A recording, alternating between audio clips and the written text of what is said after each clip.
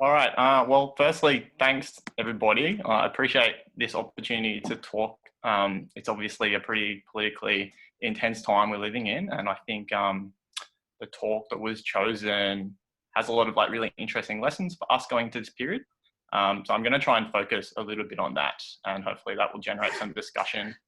I've also posted some of the sources for the talk into the top of the chat. So if people want to pull that up and want to check out various things later on, feel free to do that. They're kind of a lot of cool online resources. And I'll get started. But firstly, I'd just like to acknowledge and give a special shout out alongside the references, particular people who kind of contributed to this talk. So I used Viv from Solidarity Sydney's talk on the militant minority to get a bit of an idea what you guys had already covered and for some inspiration. I read some of Tom Orsag's article on the Solidarity website about organising among the unemployed, and Jaden gave me some cool resources about anti-eviction struggles as well that I'll go into a bit later. So first, I just kind of want to zoom out and give a bit of a brief overview of the early history of the Communist Party of Australia, because I think that was important to what would become the militant minority and the unemployed workers movement, and then speak a little bit about their rank and file organising. So this was a really incredible period, and I haven't been able to mention everything that is worth discussing.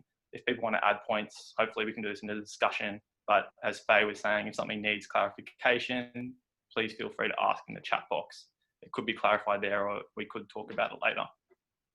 So the CPA formed in 1920s through an amalgamation of the Australian Socialist Party, the International Workers of the World, and the Trades Hall Reds, who'd been expelled from the ALP due to their militant direct action approach. They were inspired, like many other radicals, by the Russian Revolution and the generally revolutionary wave after World War I. In the mid-1920s, the CPA pursued a united front policy as advised by the Comintern, which involves collaborating with social democratic parties and organising within more reformist unions with the hope of radicalising them and bringing those groups to the left. During this period, working class militancy and demand had been largely kept in check with an award system where wages were kept in line with inflation or the cost of living, which is kind of similar to what we have today, arguably. In the late 20s, the economy began showing signs of instability and crisis. This is when Stalin developed the idea of the third period, which predicted that increased imperial rivalry within and between capitalist countries would lead to heightened repression of workers and the colonies, and the final struggle between capitalism and socialism. Stalin believed that social democrats like the ALP would be called upon to convince and force cuts in living standards, and this is why they labelled social democrat politicians and in some cases union officials as social fascists. The CPA didn't fully embrace this line immediately. They saw the class contradictions of the ALP and the union leadership, but continued to work with them through the various struggles. So Australia began to slide into the depression from 1927, a little earlier than a lot of the other countries, because the economy was based on a lot of primary commodities like wheat and wool, and the rising unemployment rate made industrial bargaining more difficult, and few unions mounted much of a fight to the savage cuts and job losses that were beginning to occur. There were three key losses to the broader working class that led to increased frustration and resentment at the unions, and this would be very important for the new approach that would be adopted by the militant minority movement. So I'll just go through those cases quickly because I think they're important. The first one was in 1928 when the waterside workers refused to accept a new award and they were replaced by strike breakers. Their union, the Waterside Workers Federation and the ACTU, surrendered the fight, and pickets set up by the strikers were violently attacked while the state government brought police from all over Queensland to break the strike. The second case was when a new award was handed down to timber workers, which increased their hours and reduced their wages. This particular award was condemned by the ACTU and trade union officials, and they became involved in the disputes committee, but they refused to heed the calls of workers in the industry to expand the strike to other sites. The CPA organised militant opposition and burnt effigies of the judges who handed down the award. They organised flying pickets from worksite to worksite and pleaded for the power workers to join them in solidarity and shut off electricity for one night. CPA leaders were arrested for this in a time when members of the ALP were in discussions about ways to maintain an industrial peace. At this time, the CPA were still in a policy period of the United Front, and they did not publicly critique the position of the ACTU and the official union strategy. Something else worth mentioning is that it wasn't just the workers in the predominantly male-dominated industry of the timber sector that were taking action. Women who were mostly relegated to non-wage types of work in households also refused to pay rent during the strike period, and that was showing how the class struggle in periods of heightened intensity can be fought across multiple fronts. The third and biggest case were the coal lockouts in the Hunter Valley in mid-1929. In this case, the awards that were handed down by the arbitration court were actually ignored by the employers, who attempted to lower production costs further by locking workers out of certain mines.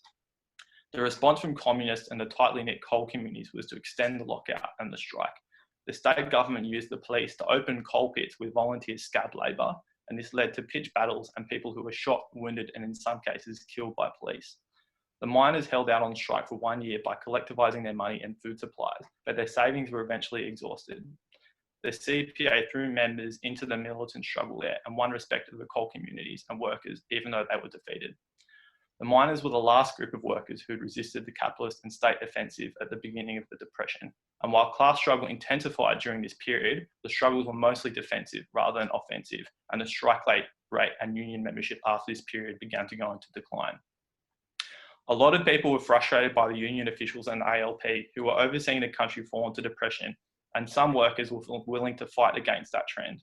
Around this time, the CPA leadership changed, and the Central Committee fell in behind the Stalinist line of the third period.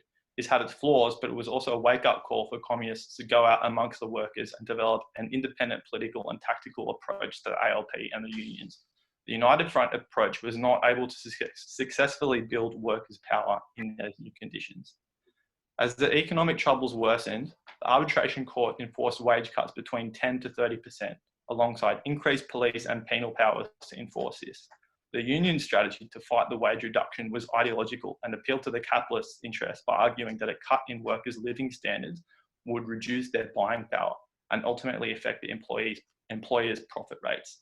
The court was unmoved by these arguments and continued to cut the wages.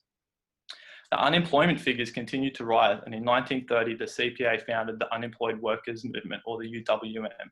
Their first major conference involved a hunger march from the Hunter coalfields north of Sydney down to Sydney. They used street marches to put pressure on business in general and organised demonstrations in the cities on main shopping nights, which led businesses to early closure and revenue losses. Under increased pressure, the Lang Labor government of New South Wales started the dole, which was not a cash payment, but a food ration administered by the police, which people had to queue up and be interrogated for. The communists used these dole queues to agitate for a food voucher system, which was their preference, and to pamphlet, agitate, recruit, and organise people. This led to intense confrontations with the police, and many communists were imprisoned.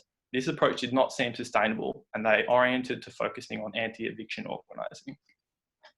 Their organising model followed a local branch structure, and in the early days, members would often meet landlords on the street at the property threatened with eviction and convince them not to evict the tenants. They fought some evictions by targeting real estate agent offices and wrote in chalk on the street, "These guys are the eviction kings," and throw unemployed people, women and children onto the street. At other houses, they would set up pickets and organise speak-outs about housing and unemployment. Because the UWM anti-eviction groups were neighbourhood-based, they were able to mobilise and oppose evictions very quickly. The anti-eviction campaigning was identified as one of the most effective means of bringing new people into the movement, because it involved work among the masses of people rather than the more secretive and militaristic tactics that they would later adopt, in some cases to defend themselves from police and the fascists. That's a whole other really interesting chapter, but I don't have time to go into it, unfortunately. So landlords and real estate agents became more politically organised and petitioned the Labor government to use police and eviction powers more readily. This led to an escalation of tactics where the UWM would occasionally occupy or threaten to occupy houses threatened by eviction.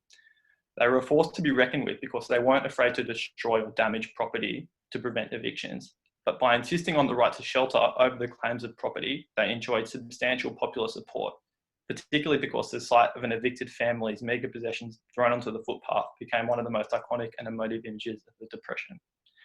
These struggles were often effective case by case and forced some legislative reforms to reduce rent and limit evictions, but these were repealed when more conservative governments came into power. after Labor's response was so harmful to workers and other people. At the annual conference in 1930, the UWM stressed the importance of ongoing rank and file work and building of power rather than relying on legislative reform, an approach that they would take into their industrial struggles too. So the housing struggles were an important part of their organising work, but the militant minority also doubled down on industrial organising in wage or government relief work sites. They organised relief workers who they believed were used by employers to undercut the already lowered wages and conditions of those in employment. At the same time, 30% or more of CPA members were unemployed and they were forced onto these sites to survive. They were able to organise significant wins at these work sites by applying the same organising model they used for other workplaces. They campaigned to build committees through the election of workers assembled on the job, and these were democratically run, and their council was also composed of delegates from different workplaces and union groups. Militant minority members would go around to speak to other workers about what concerns they had on the job site, and they would often develop pamphlets and bulletins that were based on the concerns of the people they spoke with, which raised those most common concerns. These were often translated into other languages to break apart the White Australia policy that was in at the time, and to build dialogue and solidarity amongst the workforce. The pamphlets were used as a means to initiate an organising conversation with other workers that would then be brought into open democratic meetings. In the early stages of organisation, they would often pick and fight around particularly horrible cases of abuse from the employer. For example, at one site, a man who spent 3 days visiting his child who was dying from malnutrition in hospital had his wages docked and then the dead child's allowance also taken. They campaigned to get this man his pay reinstated and then went on to win free transport to and from the job, sanitary facilities, drinking water and shelter. At other sites, they were able to win increases in rations or wages of up to 50%. This model was extremely effective all across the country and often drew existing unions and organisations into campaigns that they had initiated and built. There are thousands of stories from this period. Across the country, it was often struggles over initially very small issues which allowed the movement to win support from many employed and unemployed workers. This tied in with other industrial organising of the CPA and their unique revolutionary perspective on Australian politics. They used any means necessary to build working class power and take power away from their class enemies, and their success came from their methodical work amongst the workers and the unemployed. When the economy slowly recovered, the CPA had gone from a small sect to a mass party, and their members and many other workers had developed political perspectives and organising approaches that they would successfully carry into other workplaces and movements. So I think in terms of lessons for today, I think the militant minority shows how crucial it is to go amongst the people, wherever we are in our community, workplaces and other places where we reproduce ourselves as collective and social beings. While physical distancing has made this challenging, the creative approaches of the militant minority show and can inspire us to find ways to adapt to the struggle on whatever terrain we find ourselves on. While they were creative, they were also committed to the bread and butter organising approaches necessary to build up trust, solidarity and power within the working class. They intervened in the early years of the Depression and came out all the stronger. We are also facing what will be at the very least a severe recession, and we need to start building analysis of how to fight now in the current period and go out to do that work wherever we can for our health and livelihoods now, and to build the knowledge, skills and working class power needed to fight the coming austerity and economic contraction and ecological crisis. Thanks.